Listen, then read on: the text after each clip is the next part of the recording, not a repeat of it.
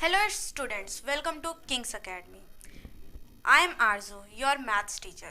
Our today's topic is fraction and decimal. हम सबको पता है कि हमारा जो प्रीवियस टॉपिक था वो क्या था, नंबर सिस्टम. नंबर सिस्टम मैंने बहुत अच्छे से आपको पढ़ाने की कोशिश करी है. जिसको भी नहीं समझ में आया है वो बता देना, मैं उसके जो भी आपकी क्वेरी होगी वो सॉल्व कर दूंगी. अब हमारा नेक्स्ट टॉपिक है फ्रैक्शन एंड डेसिमल. जैसे हमने नंबर सिस्टम में क्या करा था कि पहले हमने उसका बेसिक देखा था, तो सेम हम क्या करेंगे, पहले फ्रैक्शन और डेसिमल का बेसिक देखेंगे. फ्रैक्शंस होती क्या है. आप बोलोगे कि मैम कोई भी नंबर जो अपॉन में लिखा होगा वो फ्रैक्शन होती है. आपकी बात सही भी है. कोई भी ऐसा नंबर जो अपॉन की फॉर्म में लिखा हो, जैसे 2/4, 5/6, वो क्या होती है, वो फ्रैक्शन होती है. फ्रैक्शन में दो पार्ट होते हैं. फ्रैक्शन का जो पहला पार्ट होता है, यानी कि जो उसका अपर पार्ट होता है, वो होता है न्यूमरेटर, उसे बोलते हैं हम न्यूमरेटर. और जो उसका सेकंड पार्ट होता है, यानी कि जो नीचे का पार्ट होता है, उसे बोलते हैं हम डिनोमिनेटर. ठीक है. अब फ्रैक्शन जो होती है, मेन फ्रैक्शन होती है तीन टाइप की. सबसे पहली जो फ्रैक्शन होती है वो होती है प्रॉपर फ्रैक्शन.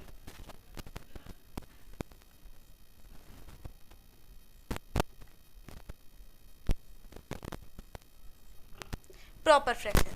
प्रॉपर फ्रैक्शन कौन सी फ्रैक्शन होती है. प्रॉपर फ्रैक्शन एक ऐसी फ्रैक्शन होती है जिसमें न्यूमरेटर छोटा होता है डिनोमिनेटर से.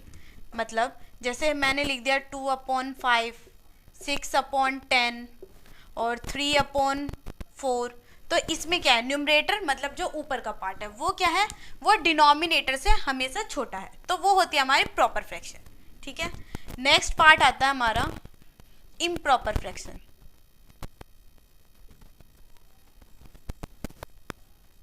Improper fraction. इम्प्रॉपर फ्रैक्शन नाम से ही पता लग रहा है कि प्रॉपर का अपोजिट. इम्प्रॉपर फ्रैक्शन वो फ्रैक्शन होती है जिसमें क्या होता है, न्यूमरेटर बड़ा होता है डिनोमिनेटर से. जैसे यहाँ पर क्या था, न्यूमरेटर छोटा था, अब क्या हो जाएगा, न्यूमरेटर हो जाएगा हमारा बड़ा. 5/2, 20/10, 6/2. तो इसमें क्या है, जो हमारा डिनोमिनेटर है यानी कि जो नीचे का पार्ट है वो हमारे क्या है, छोटा है. और बड़ा पार्ट कौन सा है, न्यूमरेटर का. तो अगर कभी भी किसी भी फ्रैक्शन में न्यूमरेटर बड़ा होगा डिनोमिनेटर से, तो वो हमारा कौन सा पार्ट होगा, वो हमारा इम्प्रॉपर फ्रैक्शन का पार्ट होगा. नंबर थर्ड आती है मिक्स्ड फ्रैक्शन.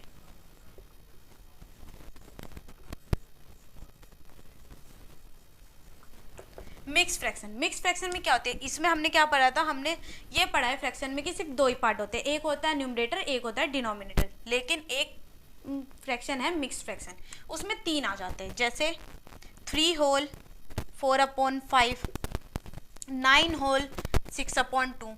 ये जो नंबर है जिसे मैं होल बोल रही हूँ, इसको बोलते हैं हम होल. ये नंबर तो होता है पूरा, और इसके पीछे का जो भी नंबर होता है वो होता है फ्रैक्शन में. तो ये हो जाती है हमारी मिक्स फ्रैक्शन. इसमें मतलब सब कुछ मिक्स हो गया ना, तो ये हमारे होते हैं मिक्स फ्रैक्शन. ठीक है. तो ये तो था फ्रैक्शन का बेसिक पार्ट. अब हम करेंगे इसके कुछ क्वेश्चंस.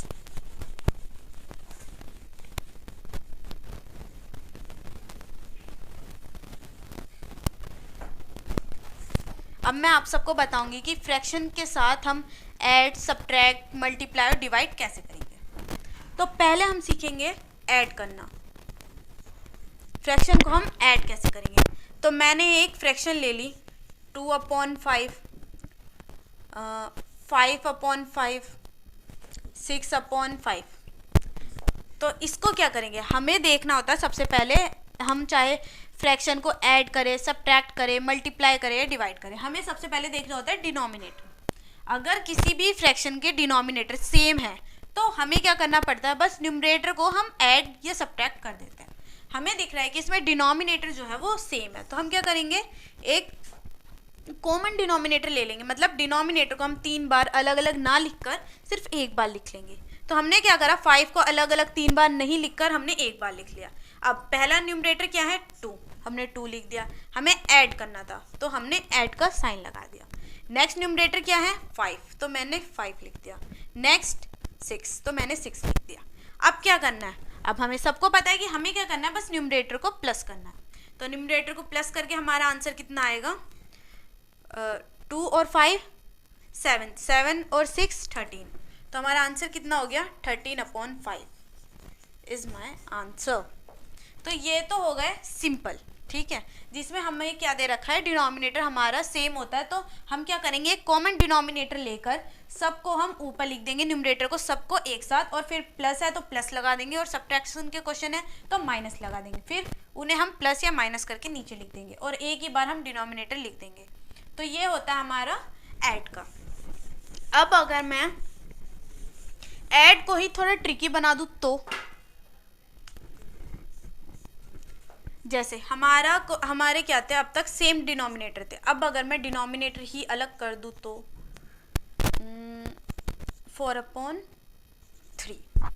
ये मेरे डिनोमिनेटर है। हमें दिख रहा है कि ये तीनों डिनोमिनेटर क्या है, अलग अलग है। जैसे हमने ऐड में करा, हमने एडिशन में क्या करा है, पहले डिनोमिनेटर को देखा है, हमारे डिनोमिनेटर अलग अलग है, तो हम क्या करेंगे, इनको इक्वल कर लेंगे। अब हम इक्वल कैसे करेंगे, जब भी हमारे डिनोमिनेटर अलग अलग होते हैं तो इक्वल करने के लिए हम क्या करते हैं, उनके लेते हैं हम एलसीएम। तो मैं 5, 2 और 3 का एलसीएम लूंगी। एलसीएम क्यों लेते हैं, एक कॉमन डिनोमिनेटर लेने के लिए। तो कॉमन डिनोमिनेटर मेरा आएगा, इनका एलसीएम लेंगे। एलसीएम अगर मैं लूंगी तो हमें दिख रहा है कि ये तीनों ही क्या है, ये तीनों ही एक प्राइम नंबर है। तो इन प्राइम नंबर्स की क्या करूंगी, फ्रैक्शन वो एलसीएम लूंगी, तो यही नंबर आएंगे। तो एलसीएम लेने से अच्छा मैं तीनों की मल्टीप्लाई कर दूं। तो मैं अगर तीनों की मल्टीप्लाई करूंगी तो मेरा आंसर क्या आएगा, 5 2 ज़ा 10, 5 2 ज़ा 10, 10 3 ज़ा 30। तो मेरे को एक कॉमन डिनोमिनेटर मिल गया जो है मेरा 30। अब मुझे क्या करना है, अब मुझे ये देखना है कि 5 के टेबल में 30 कब आता है। 5 के टेबल में 30 आता है 6 ज़ा, तो 6 की मल्टीप्लाई मैं कर दूंगी 2 से, 12। अब हमें ऐड करना था तो मैंने फिर से ऐड का साइन लगाया है।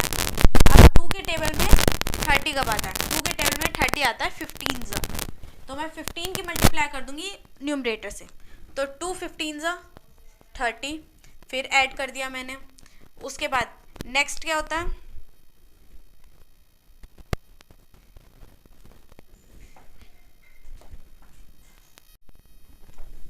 उसके बाद नेक्स्ट क्या है, नेक्स्ट है 3। अब 3 के टेबल में 30 कब आता है, 10 ज़ा, तो मैं क्या करूँगी, 10 की मल्टीप्लाई कर दूंगी मैं न्यूमरेटर से। अब मैंने 10 की मल्टीप्लाई न्यूमरेटर से करी है तो ये हो गया 40।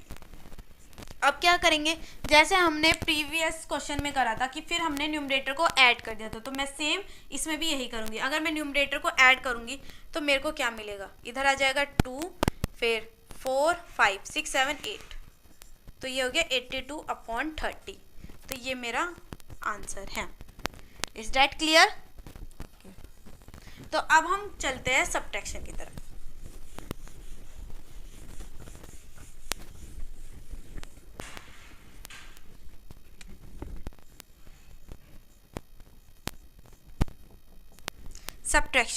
सब्ट्रैक्शन में अब हमें क्या करना है, जैसा हमने पहले करा था कि अगर सेम डिनोमिनेटर होंगे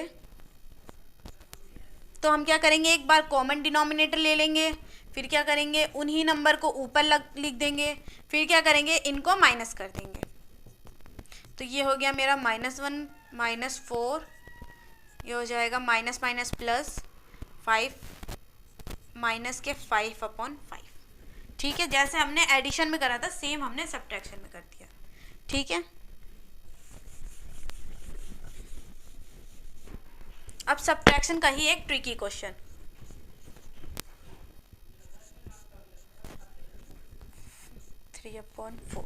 अब हमें क्या दिख रहा है, हमें दिख रहा है कि हमारे पास कोई भी कॉमन डिनोमिनेटर नहीं है। तो कॉमन डिनोमिनेटर लेने के लिए हम क्या करेंगे, पहले एलसीएम लेंगे।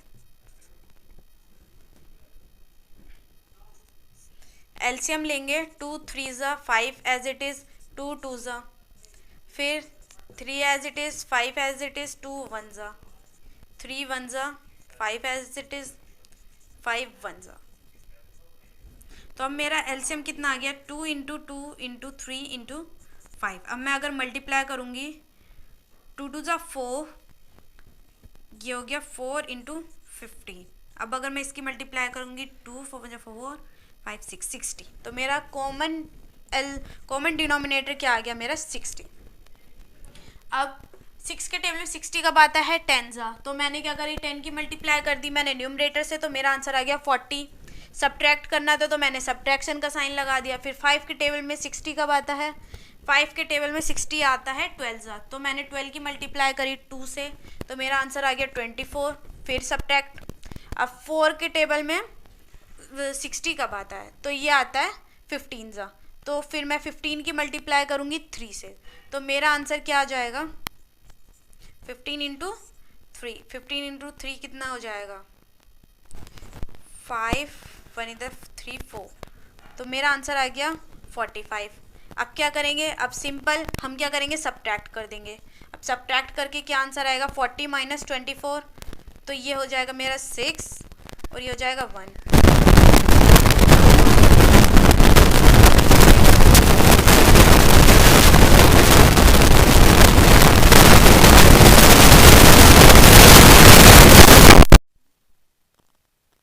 अब हमें क्या करना है 45 माइनस 16, तो हमारा आंसर क्या आ जाएगा, हमारा आंसर आ जाएगा ये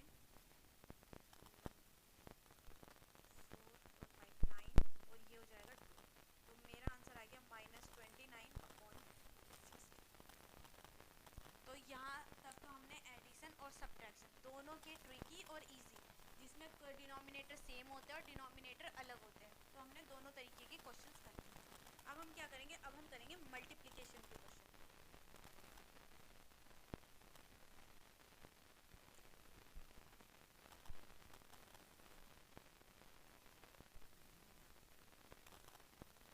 मल्टीप्लाई। अब 2 इंटू 4 5/3। हमें ये दिख रहा है कि इसमें क्या है डिनोमिनेटर अलग है, लेकिन मल्टीप्लाई में ऐसा कुछ नहीं होता। मल्टीप्लाई में सिंपल सी एक बात होती है कि जो हमारा न्यूमरेटर है उसकी मल्टीप्लाई हम कर देते हैं न्यूमरेटर से, और जो हमारे डिनोमिनेटर है उसकी मल्टीप्लाई हम कर देते हैं डिनोमिनेटर से।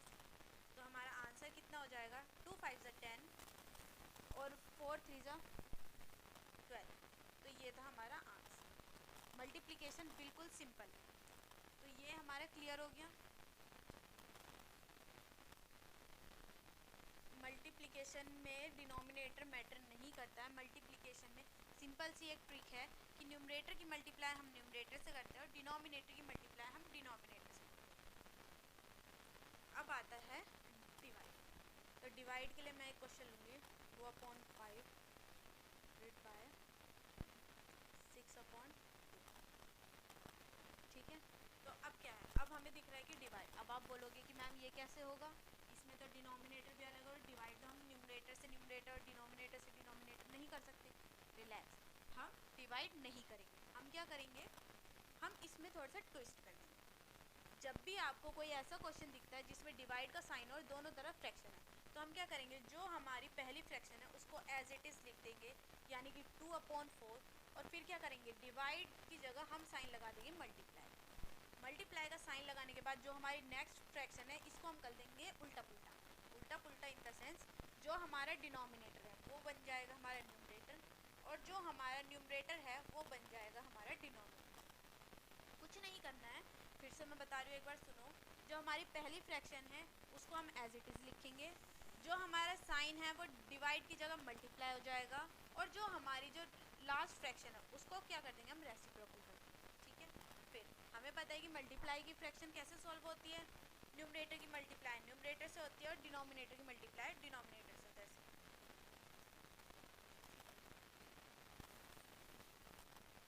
ठीक है, तो ये थे हमारे फ्रैक्शंस के कुछ क्वेश्चन जिसमें हमने क्या सॉल्व करा है, एडिशन, सब्ट्रैक्शन, मल्टीप्लाई और डिवाइड, ये हमने तीनों चीज़ कवर कर दी। अब फ्रैक्शन में most and most important thing कौन सी आती है, कि ये तो मैंने आपको क्वेश्चंस दिए थे इम्प्रॉपर और प्रॉपर फ्रैक्शन। अब अगर मैं आपको एक क्वेश्चन दूँ 4 होल्स 2/5 प्लस 2 होल्स 6/4, फिर आप कैसे करोगे, आप बोलोगे इसमें क्या होगा, इसमें फिर से हम डिनोमिनेटर सेम ले लेंगे।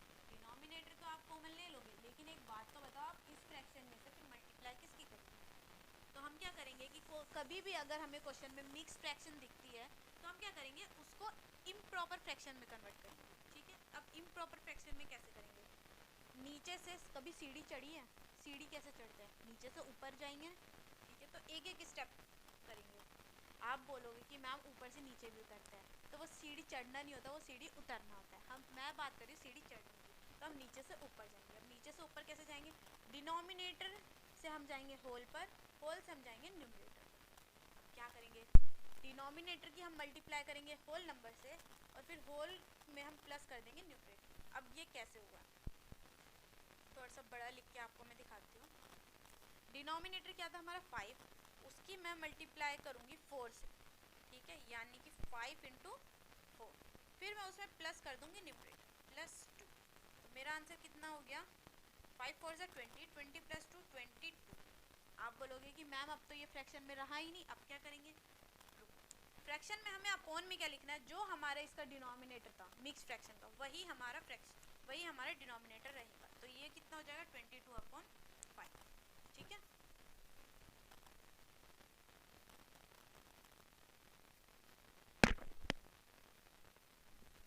तो अब अगर मैं इसको कन्वर्ट करूंगी तो मेरा आंसर कितना आया था? 22/5, ठीक है। फिर से प्लस, अब जैसे मैंने अभी आपको बताया था 4 की मल्टीप्लाई होगी 2 में, 4 2 8, 8 + 6, 8 + 6 कितने हो जाएंगे? 8 + 6 हो जाएंगे हमारे 14। तो न्यूमरेटर हमारे कितना हो जाएगा? 14। और डिनोमिनेटर क्या रहेगा? मैंने क्या बोला? जो हमारा मिक्स फ्रैक्शन में डिनोमिनेटर है वही हमारा डिनोमिनेटर रहेगा, यानी कि 4। अब हम क्या करेंगे? कॉमन डिनोमिनेटर लेंगे। कॉमन डिनोमिनेटर कैसे लेंगे? हम क्या करेंगे? इसका एलसीएम लेंगे।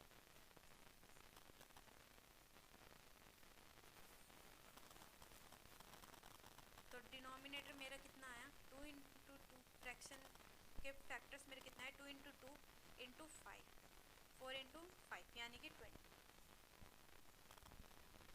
20 मेरा हो गया एक कॉमन डिनोमिनेटर। अब 5 के टेबल में 20 कब आता है? 5 के टेबल में 20 आता है 4 सा। तो मैं 4 की मल्टीप्लाई करूंगी 22 से। 4 की मल्टीप्लाई 22 से करने पे मेरा आंसर आता है 88। फिर प्लस का साइन। अब 4 के टेबल में 20 कब आता है? 5 सा। फिर मैं 5 की मल्टीप्लाई करूंगी 14 से, तो मेरा आंसर कितना आता है? 70। ये था मेरा आंसर। अब सिंपल हमें क्या करना है? बस इन्हें प्लस कर देना है। 8 और 15/20, ये था हमारा आंसर। सेम हम क्या करेंगे? अगर हमें सब्ट्रैक्शन का दे रखा होगा क्वेश्चन, तो हम क्या करेंगे? ऐसे ही पहले से इम्प्रॉपर में कन्वर्ट करेंगे, फिर हम सब्ट्रैक्ट कर देंगे एक कॉमन डिनोमिनेटर के साथ। और अगर मल्टीप्लाई या डिवाइड का दे रखा होगा, सेम हमें क्या करना है? पहले इम्प्रॉपर में कन्वर्ट करना है, फिर उनको मल्टीप्लाई करना है। डिवाइड का होगा तब भी हम मल्टीप्लाई ही करेंगे, ठीक है।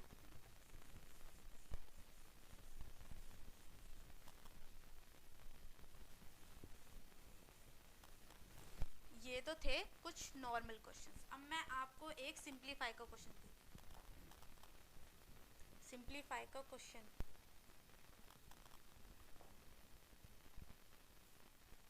6 - 2/2 और इंटू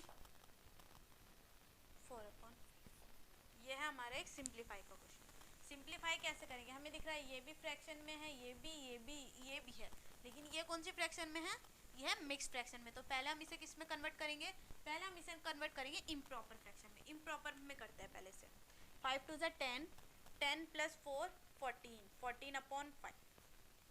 अब अगर आपने एक बार बोर्ड मास का रूल पढ़ा हो, तो बोर्ड मास में हमेशा ये बताया जाता है कि कभी भी सिंप्लीफाई का अगर कोई भी क्वेश्चन हो तो उसमें आप सबसे पहले क्या करते हो?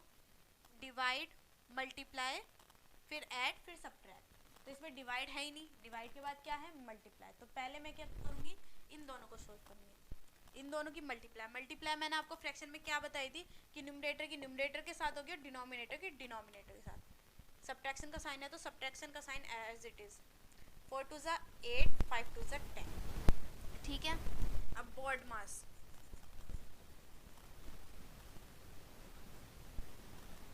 ब्रैकेट ऑफ तो हमें गिवन ही नहीं है, हमें डिवाइड भी नहीं गिवन। मल्टीप्लाई था वो हमने कर लिया, बचा क्या है? पहले आएगा ऐड, फिर होगा सब्ट्रैक्ट। तो ऐड का क्वेश्चन क्या है? ऐड का क्वेश्चन है ये। या तो आप पहले इसके डिनोमिनेटर कॉमन लेके कर लो, या सबसे अच्छी बात है हम क्या करते हैं? तीनों के डिनोमिनेटर एक साथ ही कॉमन कर लेते हैं।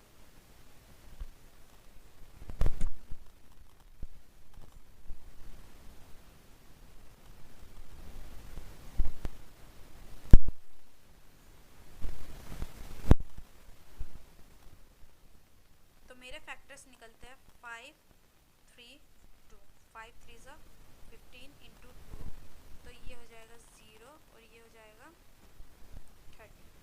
तो मेरा एक कॉमन डिनोमिनेटर आता है 30। अब 5 के टेबल में 30 कब आता है?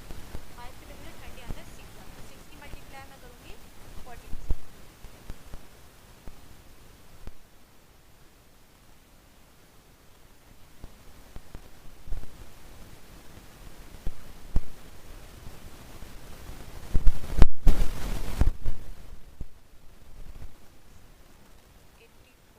तो ये प्लस का साइन एज इट इज। अब 6 के टेबल में 30 कब आता है? 6 के टेबल में 30 आता है 5 से, तो 5 की मल्टीप्लाई मैं करूँगी 4 से, तो मेरा आंसर आ गया 20। यहाँ पे सब्ट्रैक्शन का साइन था तो मैंने सब्ट्रैक्शन का लगा दिया है। अब नेक्स्ट क्या होता है? नेक्स्ट 10 के टेबल में 30 कब आता है? 3 ज़ा, तो मैं 3 की मल्टीप्लाई करूँगी 8 से 24। तो अब पहले क्या करेंगे? पहले होता है ऐड, तो मैं क्या करूँगी? ऐड करूँगी। ऐड करने पे मेरा आंसर आता है 104 अपॉन 30 माइनस 24। अब सब्ट्रैक्ट करेंगे तो 4 से 4 गए 0, तो 10 में से 2 गए 8 अपॉन 30। तो ये है मेरा answer.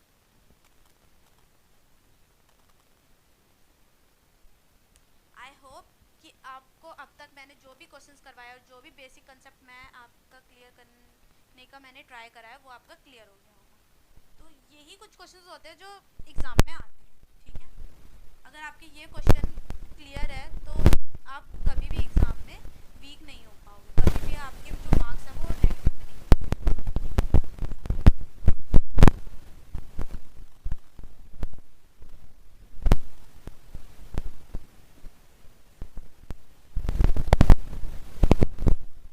That's all our today's video.